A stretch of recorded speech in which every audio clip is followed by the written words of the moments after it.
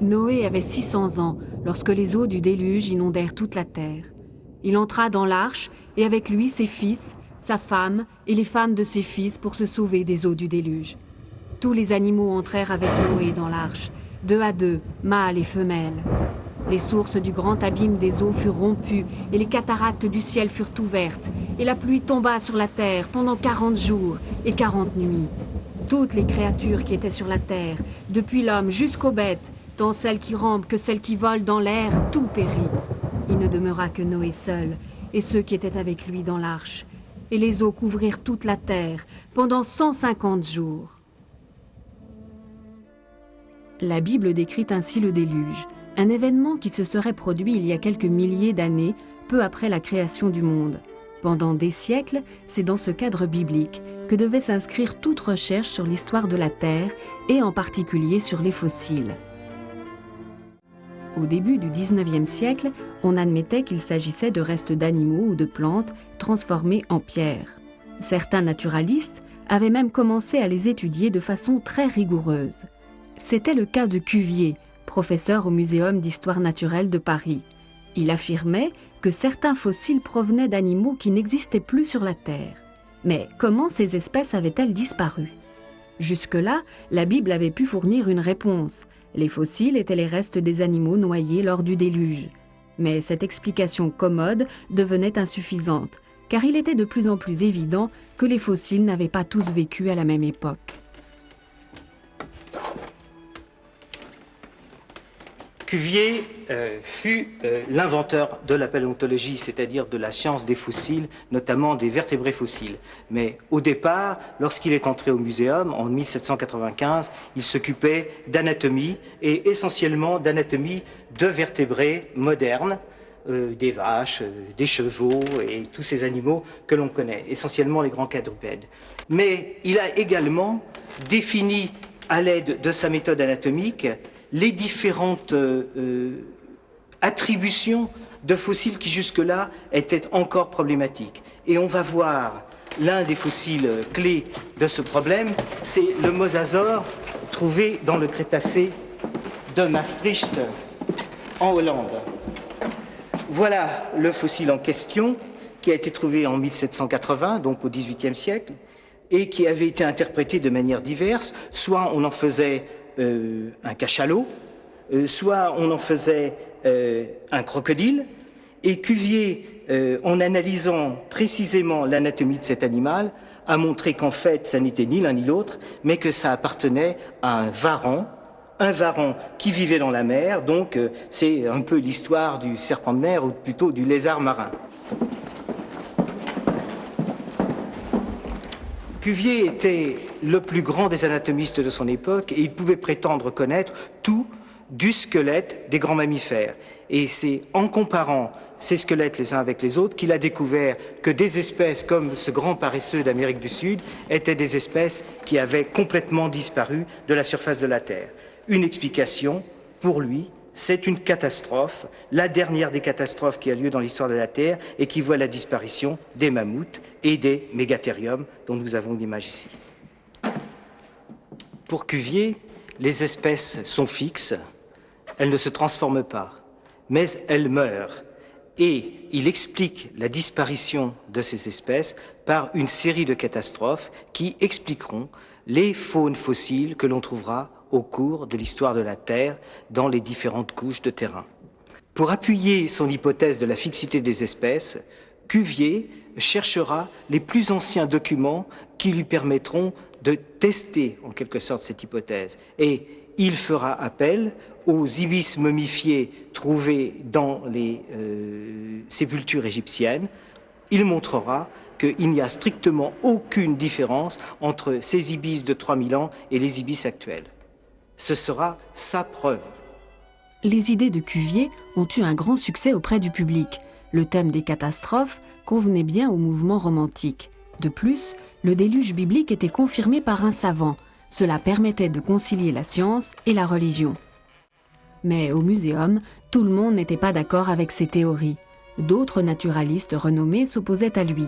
Lamarck, dans sa jeunesse, s'était intéressé aux plantes. Par la suite, il avait été nommé à la chaire de zoologie des animaux sans vertèbres. Contrairement à Cuvier, Lamarck était convaincu de la très grande ancienneté de la Terre. Il s'éloignait ainsi des interprétations de la Bible qui situaient la création du monde à 6000 ans. Il ne cherchait d'ailleurs ni à confirmer ni à s'opposer aux idées religieuses. Pour lui, Dieu avait fort bien pu créer la nature, elle-même capable de produire toutes les espèces.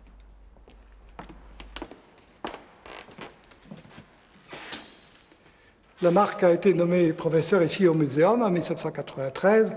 Il a eu la charge d'enseigner les invertébrés, c'est-à-dire les vers, les mollusques, les insectes, toute une partie, par conséquent, importante de la zoologie. Il s'intéressait également aux fossiles, et c'est tout l'ensemble des invertébrés qu'il a étudié, et les fossiles qu'il connaissait étaient déjà très nombreux, puisqu'il en a étudié plus d'1 millier de fossiles.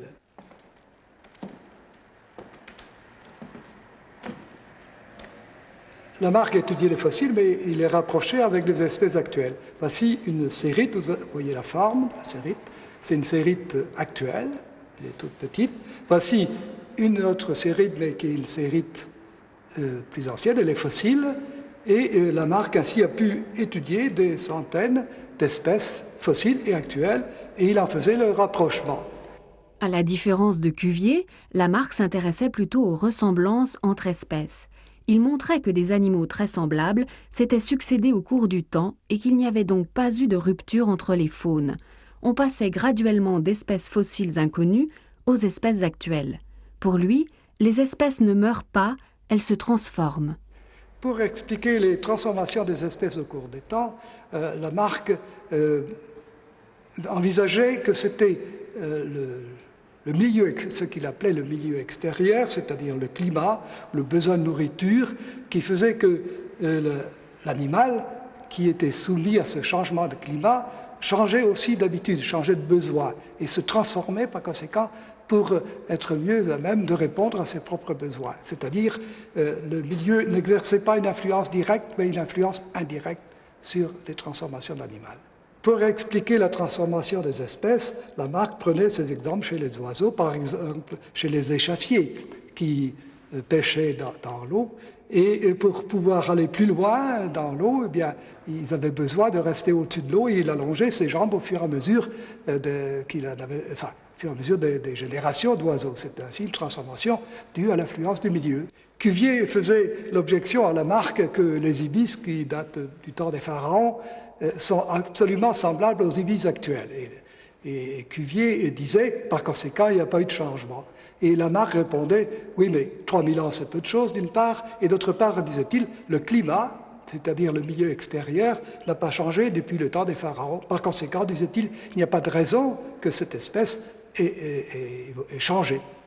Dans sa doctrine de la transformation des espèces, ou de l'évolution, Lamarck se heurtait à Cuvier.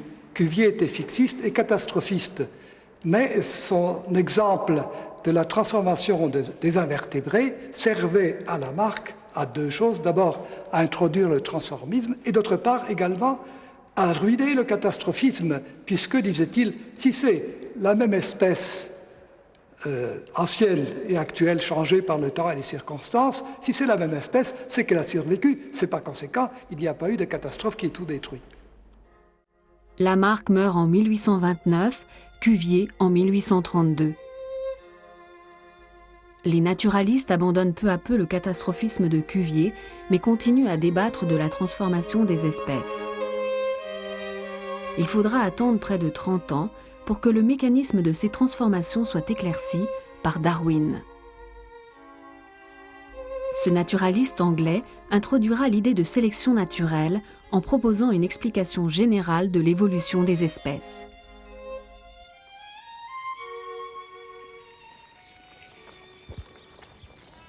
Je crois que le point de départ pour bien comprendre Darwin, c'est toujours revenir au fait que c'est un naturaliste. C'est quelqu'un qui observe les plantes, les animaux sur le terrain. C'est quelqu'un qui sait les classer, les identifier. Et c'est par rapport à ça qu'on peut comprendre son œuvre et là où il faut revenir. Il se pose les questions que se posent les naturalistes de son époque, mais il va leur apporter des réponses qui vont changer les choses. lorsqu'il publie L'origine des espèces en 1859, Darwin n'est pas le premier à dire que les espèces se transforment. Mais il propose un mécanisme, et ce mécanisme va convaincre ses contemporains, du moins une partie d'entre eux. Ce mécanisme repose sur deux principes. D'une part, à chaque génération, les animaux, les plantes présentent une très grande variation. Il y en a qui sont plus petits, plus grands, ceux nés des mêmes parents, des mêmes graines. Et puis, un très grand nombre ne peut pas survivre parce que le nombre même, la multiplication à chaque génération rentre en contradiction avec des ressources qui, elles, sont constantes. Et c'est ce qu'on appelle la lutte pour la vie, qui n'est pas forcément la lutte, l'antagonisme entre deux individus ou deux espèces, mais qui est le fait que tous les individus, plantes ou animaux, ne peuvent pas survivre. Du coup, le moindre avantage, la moindre variation qui donne un plus, se trouve conservé. Alors, imaginons qu'on ait posé à Darwin la question « Pourquoi les canards ou les oies ont des pattes palmées ?» C'est une question peut-être trop simple pour qu'il l'ait vraiment traitée, mais il n'aurait pas été embarrassé pour répondre. Il aurait dit « Au départ, leurs ancêtres n'avaient pas des palmes. Et puis, ceux qui ont eu une petite membrane à l'endroit entre les doigts, ça leur a donné un petit avantage pour se déplacer dans l'eau. Et petit à petit, ce caractère s'est imposé. À 22 ans, Charles Darwin embarque en tant que naturaliste à bord du Beagle pour un long voyage d'exploration autour du monde.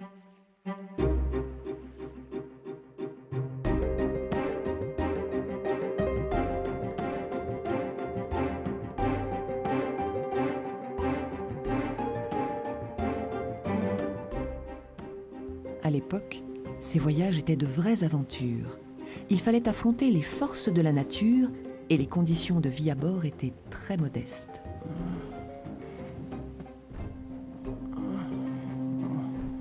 Darwin souffrait terriblement du mal de mer. Mais ses souffrances étaient pleinement compensées par la beauté des paysages qu'il découvrait sur d'autres continents. Dans la forêt tropicale, il contemplait plein d'admiration la richesse et la diversité du monde vivant. Oh, cette nature est magnifique. Darwin passe beaucoup de temps à observer les animaux et les plantes. Il annote soigneusement ses observations et collectionne de nombreux spécimens. Comment est-il possible que toutes ces formes de vie existent, si diverses et parfois si semblables ? Avant de partir pour ce long voyage, Darwin, prévoyant, s'est constitué une petite bibliothèque scientifique comme source d'information. Il s'y réfère fréquemment pour s'instruire. Un ouvrage emblématique propose un système de classification de toutes les espèces. Les animaux y sont classés en groupes selon des critères anatomiques. Darwin constate que cette classification n'est pas toujours cohérente. Ainsi, dans la première édition de cet ouvrage, Linné classe les baleines dans le groupe des poissons, alors que dans la 10e édition, les baleines sont classées chez les mammifères. Effectivement, les baleines mères allaitent leurs petits.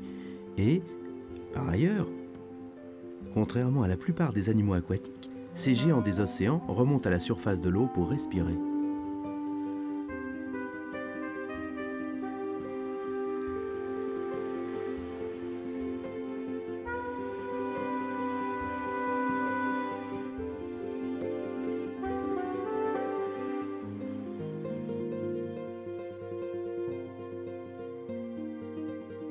Après tout, c'est un mammifère, dont la morphologie pisciforme résulte uniquement de son mode de vie aquatique. On dirait presque une main ou une patte. C'est assez rudimentaire, mais malgré tout, cela ressemble fort à des membres inférieurs. Cela pourrait-il indiquer que les ancêtres des baleines vivaient sur Terre ? Passionné par l'histoire naturelle, Darwin s'intéresse de plus en plus aux vestiges que renferme notre Terre. Lors de fouilles en Amérique du Sud, il découvre un nombre important de fossiles. Certains lui sont inconnus et font apparemment partie d'espèces éteintes.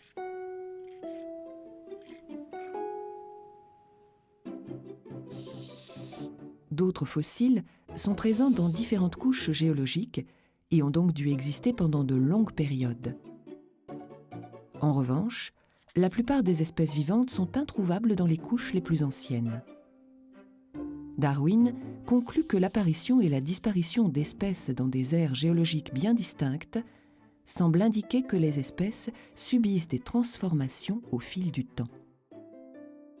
Ces changements peuvent également être observés à l'échelle de notre temps. Effectivement, les éleveurs d'animaux choisissent les individus possédant des caractères désirés et les font se reproduire pour successivement obtenir des animaux adaptés à leur usage. Ainsi, un cheval de labour se distingue visiblement d'un cheval de course. Si cette sélection effectuée par l'homme peut aboutir à des transformations d'espèces domestiques, pourquoi ce principe n'agirait-il pas à l'état naturel? Mais quels pourraient être les critères de sélection naturelle? La nature nous donne l'impression d'une abondance inépuisable. Mais au quotidien, chaque individu, quelle qu'en soit l'espèce, lutte en permanence pour son existence.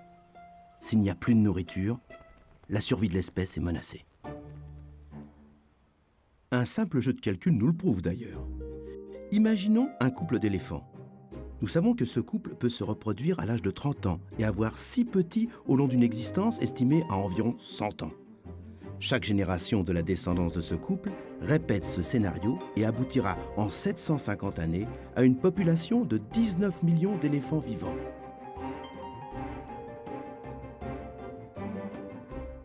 On est loin de ces chiffres. Il est donc évident que de nombreux éléphants disparaissent bien avant leur mort naturelle. Seuls ceux qui possèdent un caractère qui leur procure un avantage, tel qu'atteindre plus facilement la nourriture ou échapper à leurs prédateurs, pourront survivre. Ces variations apparaissent au hasard et la nature sélectionne celles qui sont favorables dans le milieu de vie.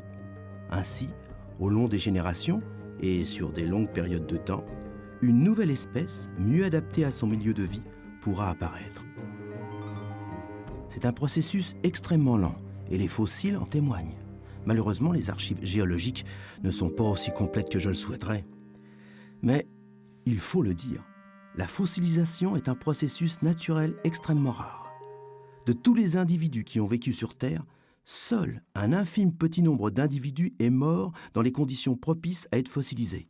Encore heureux que nous ayons ces traces qui nous offrent ces indices de l'histoire de la vie sur notre planète.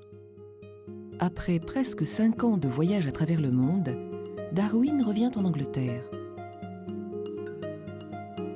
Il fonde une famille et poursuit son travail sur l'origine des espèces.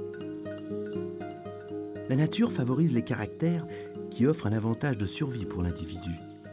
Et à travers cette sélection naturelle, les variations représentant un avantage dans la lutte pour l'existence s'imposent au cours des générations.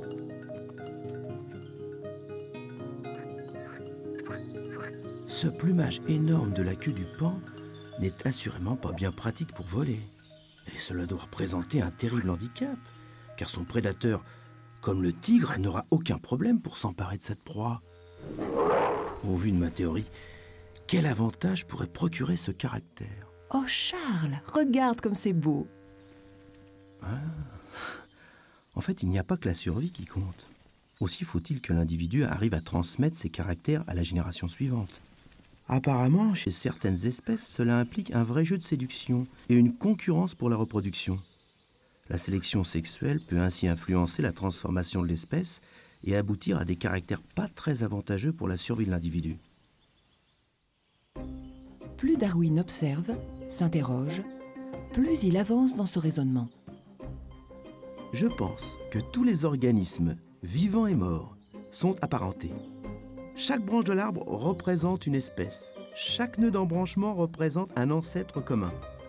Et poursuivant cette logique, l'ensemble du monde vivant descend d'un seul ancêtre commun.